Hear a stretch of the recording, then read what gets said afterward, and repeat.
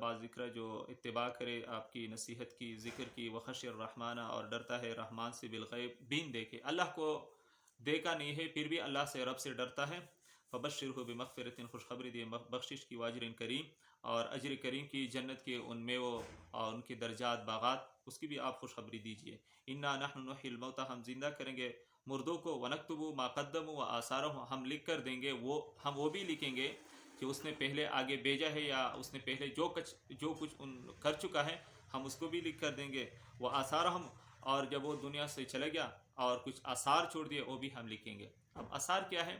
آثار اثر کی جمع ہے. اس نے صدقہ جاریہ کیا مثلا تو ہم وہ بھی کسی نے مسجد بنائی مدرسہ بنایا یتیم خانہ بنایا مسافر خانہ بنایا یا کوئی کنواں بنایا کہ اس کے جانے کے بعد بھی لوگ اس کو استعمال کرتا ہے تو اللہ تعالیٰ فرشتوں کے ذریعے سے وہ بھی اس کے عمل نامہ میں درج ہوں گے. اسی طرح کسی نے سنیما گھر بنایا کسی نے ایسی جگہ کا قیام گاہ بنایا جہاں پر گناہوں کا برمار ہو تو وہ بھی اس کے عمل نامہ میں لکھ کر دے دیں گے. اس لیے میں ایک دوسری جگہ بھی میں نے یہ بات وضاحت سے آپ لوگوں کے سامنے شاید کی ہو کہ کسی نے فحش ویڈیو شیئر کر دی.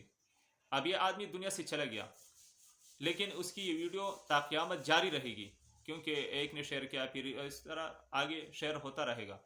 تو جب یہ شیئر ہوتا رہے گا لوگ اس کو دیکھیں گے تو اس کا گناہ تو ضرور ان کو بھی ملیں گے جو ان کو دیکھتے ہیں لیکن اس کی بنیاد آپ بنے کہ آپ نے اس کو شیئر کر دیا تو آپ کو ضرور آپ قبر میں ہوں گے لیکن گناہ آپ کے ساتھ وہاں بھی آپ کے عمل نامے میں ہوں گے اور چھوٹی چھوٹی باتیں بھی آپ کے عمل نامہ کے اندر لکھی ہوئی ہوں گی. آپ جب عمل نامہ دیکھیں گے تو آپ حیران ہوں گے کہ یہ چھوٹا عمل آپ سے شاید بھول بھی گیا ہو کہ اتنی چھوٹا سا عمل اور یہ میں نے کیا.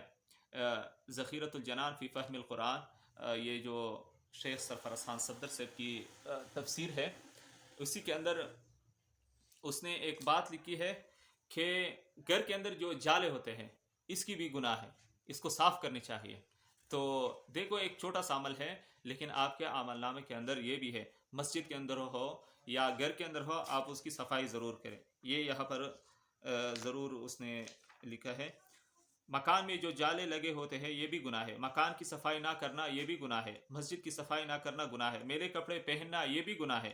بدن کی صفائی نہ کرنا گناہ ہے. اسلام بڑا صاف ستھرا اور نظیف مذہب ہے. افسوس ہے کہ ہم نے کافروں کی ساری برائیاں اپنے نام الاٹ کر لیا اور ہماری ساری خوبیاں وہ لے گئے ہیں. تو ذخیرۃ الجنان کے اندر شیخ سرفراز خان صفدر صاحب نے بھی اس کی لکھا ہے کہ یہ چھوٹی چھوٹی سی باتیں وہاں پر آپ کے عمل نامہ میں ہوں گے تو اس کے پر بھی آپ کی توجہ ہو چھوٹی چھوٹی گناہ سے بھی انسان محفوظ رہ سکے تو اللہ تعالیٰ ان کو توفیق دیتے ہیں کہ بڑے گناہ سے بھی وہ محفوظ رہ سکے.